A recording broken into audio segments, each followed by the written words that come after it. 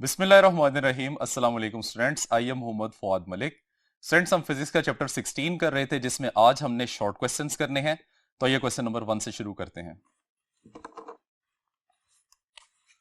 Students, this is question number 1। कहता है a sinusoidal current has RMS value of 10 ampere. हमारे पास एक साइनोसाइडल करंट है जिसकी आरएमएस वैल्यू 10 एम्पियर के इक्वल है। कहता है व्हाट इज द मैक्सिमम और पीक वैल्यू। आपने इसकी मैक्सिमम या पीक वैल्यू कैलकुलेट करनी है।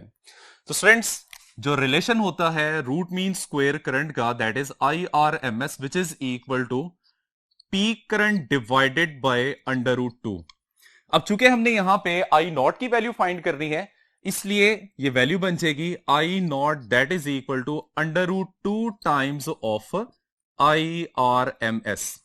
अब अंडर रूट टू की वैल्यू होती है 1.414 और मल्टीप्लाई इसको करेंगे आई आर एम एस के साथ जिसकी वैल्यू उसने हमें 10 एम्पियर बताई है।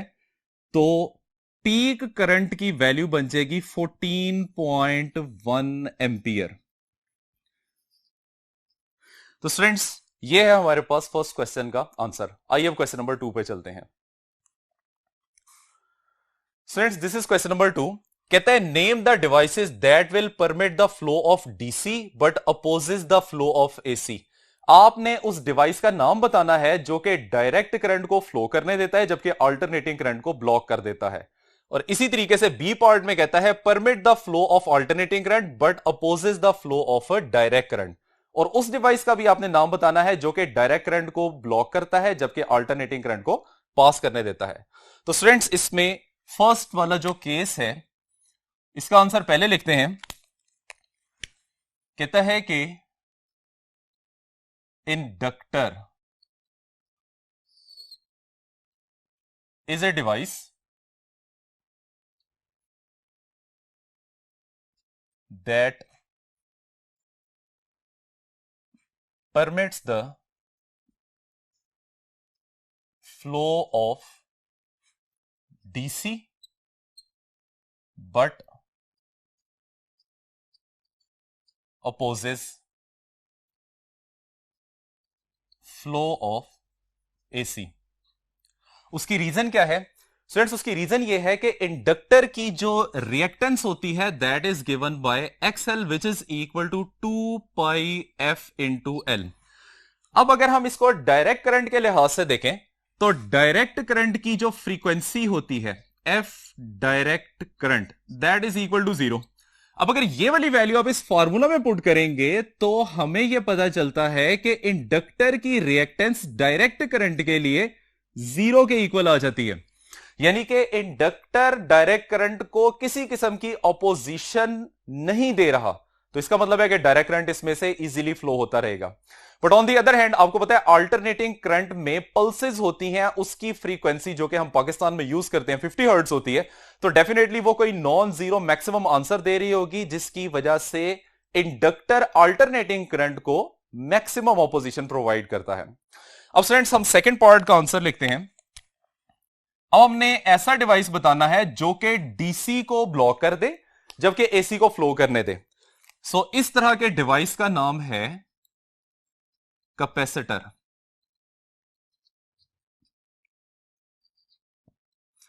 Capacitor is a device that permits the flow of AC but opposes flow of DC। अब इसकी वजह क्या है? इसकी वजह यह है कि कैपेसिटर की रिएक्टेंस XC से रिप्रेजेंट की जाती है which is equal to 1/2 pi FC। अब यहां पे अगर हम वंस अगेन डायरेक्ट करंट की फ्रीक्वेंसी जो कि 0 के इक्वल होती है इसको प्लेस करेंगे तो आप देख रहे हैं कि यहां फ्रीक्वेंसी बटे में आ रहा है।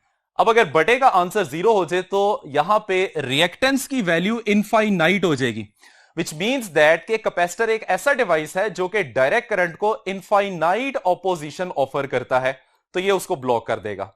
जबकि अल्टरनेटिंग करंट की फ्रीक्वेंसी 50 हर्ट्ज होती है, वो जब आप यहां बटे में पुट करेंगे तो that is the maximum answer.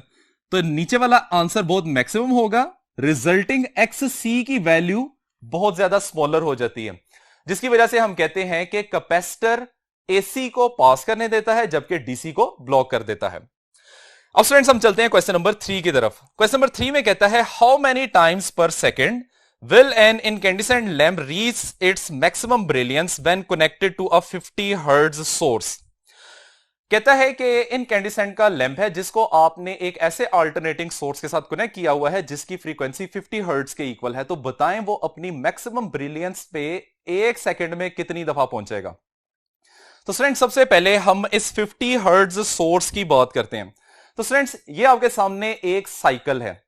अब 50 हर्ट्ज का क्या मतलब है? 50 हर्ट्ज इज द फ्रीक्वेंसी, मतलब यह कि ये एक ऐसा सोर्स है जो कि एक सेकंड के अंदर 50 वाइब्रेशंस परफॉर्म कर रहा है। एक अगर हम वाइब्रेशन के ऊपर गौर करें तो इसमें दो पीक्स आ रही हैं, एक पॉजिटिव पीक है और एक नेगेटिव पीक है। तो जब भी बल्ब इस पॉजिटिव पीक पे या नेगेटिव पीक पे पहुंचेगा तो वो अपनी मैक्सिमम ब्रिलियंस शो कर रहा होगा। अब स्टूडेंट्स हमारे पास इस तरह की 50 वाइब्रेशंस हैं, जबकि एक वाइब्रेशन के अंदर बल्ब दो दफा अपनी मैक्सिमम ब्रिलियंस पे जाता है। तो 50 वाइब्रेशन में कितनी दफा ब्रिलियंस के ऊपर जाएगा? 100 टाइम्स होगा। ठीक है, तो ये इसका आंसर बनेगा।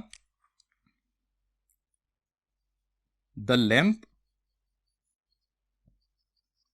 Will reach its maximum brilliance 100 times per second. और इसकी वजह क्या है? Since for one cycle lamp reach twice to its maximum brilliance, so 2 multiply by 50 that is equal to 100 times per second। अब आइए स्टूडेंट्स क्वेश्चन नंबर 4 की तरफ चलते हैं। स्टूडेंट्स क्वेश्चन नंबर 4 में कहता है कि a circuit contains an iron cored inductor, a switch and a DC source arranged in series. हमारे पास एक सर्किट है जिसमें एक इंडक्टर, एक डीसी सोर्स और एक स्विच लगा हुआ है। कहता है कि the switch is closed end after an interval reopen. आप स्विच को क्लोज करते हैं और थोड़ी देर के बाद आप उसको दोबारा ओपन कर देते हैं। कहते हैं explain why a spark jumps across the switch contact. तो जैसे ही आप स्विच को ओपन करते हैं तो वो कहता है स्विच के ऊपर एक स्पार्क जनरेट होता है। एक्चुअली उसकी क्या वजह है? तो फ्रेंड्स आप लोगों को पता है कि inductor is a device that stores energy with current in the form of magnetic field. तो जब आप स्विच को क्लोज करते हैं तो इस ड्यूरेशन में इंडक्टर कुछ एनर्जी स्टोर कर लेता है, और जैसे ही फिर आप कुछ इंटरवल गुजरने के बाद स्विच को ओपन करेंगे तो ओपन करने की वजह से सर्किट का करंट डिक्रीज होता है। और आप लोगों को पता है कि इंडक्टर एक ऐसा डिवाइस है जो कि सर्किट के करंट को चेंज होने से रोकता है। तो इस सिचुएशन में इंडक्टर में एक इंड्यूस्ड ईएमएफ पैदा होगी जो कि rate of change of current के डायरेक्टली प्रोपोर्शनल होती है। अब चूंकि जैसे ही आपने स्विच को ओपन किया है तो rate of change of current बहुत हाई होता है, जिसकी वजह से बैक ईएमएफ बहुत ज्यादा जनरेट होती है। और वो बैक ईएमएफ इन दोनों टर्मिनल्स के अक्रॉस, चूंकि फ्लो ऑफ करंट उसने करवाना होता है, जो इंडक्टर एनर्जी स्टोर करता है उस एनर्जी को उसने किसी ना किसी जगह पे निकालना होता है। तो इस सिचुएशन में वो एयर को आयोनाइज करके एक स्पार्क की फॉर्म में हमें नजर आना शुरू हो जाती है। तो स्टूडेंट्स आइए अब हम इस क्वेश्चन का आंसर लिखते हैं। Since inductor is a device that tries to keep the current constant. So when we open the switch,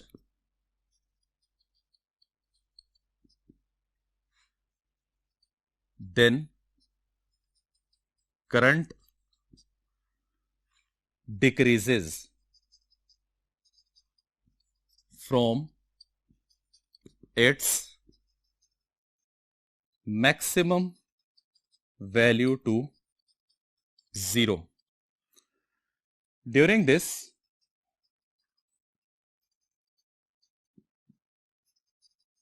back EMF is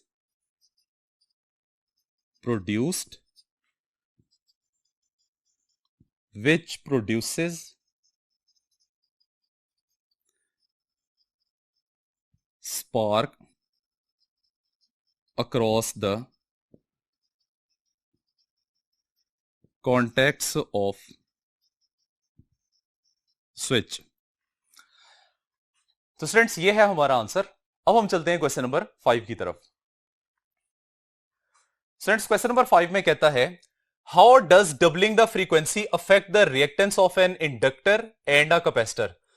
जो आप करंट यूज कर रहे हैं उसकी फ्रीक्वेंसी को डबल करने से इंडक्टर और कैपेसिटर की रिएक्टेंसेस के ऊपर क्या फर्क पड़ता है. तो स्टूडेंट्स पहले हम इंडक्टर की बात करते हैं.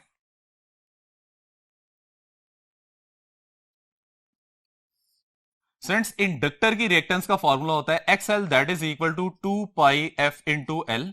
ये हमारे पास इनिशियल केस है. अब इसमें हम फ्रीक्वेंसी की वैल्यू को डबल करके देखेंगे तो new frequency F prime that is equal to twice of initial frequency और इसके कॉरेस्पॉन्डिंग जो न्यू रिएक्टेंस बनेगी that is XL prime which is 2 pi F prime into L.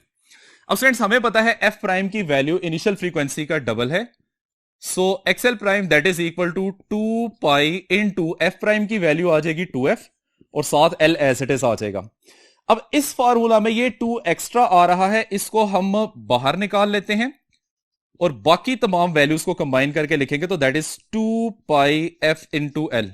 और स्टूडेंट्स हमें नजर आ रहा है कि 2 pi F into L is the value of the initial reactance. So result बन जाएगा XL prime that is equal to 2 times of XL which means that के फ्रीक्वेंसी को डबल करने से इंडक्टर की रिएक्टेंस डबल हो जाती है. अब स्टूडेंट्स हम चलते हैं कैपेसिटर की तरफ. तो for the case of capacitor,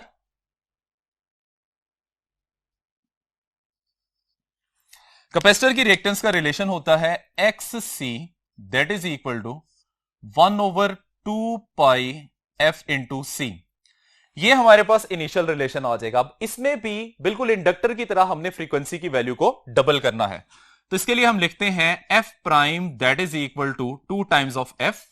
so corresponding new reactance 1/2 pi F prime into C. F prime की वैल्यू पुट करते हैं तो X C dash that is equal to 1/2 pi into 2f into C. अब उसी तरीके से यहां पे ये 2 एक्स्ट्रा आ रहा है जिसको हम इस रिलेशन से बाहर निकालेंगे. So X C prime that is equal to 1 divided by 2 into 2 pi F C और 2 pi F C initial reactance की वैल्यू है. So X C prime that is equal to X C divided by 2 आ जाएगा which means that के frequency की value double करने से capacitor की रिएक्टेंस हाफ रह जाती है. तो स्टूडेंट्स ये है हमारा आज का लेक्चर. उम्मीद करते हैं कि आपको समझ आ गया होगा. इजाजत चाहते हैं. अल्लाह हाफिज.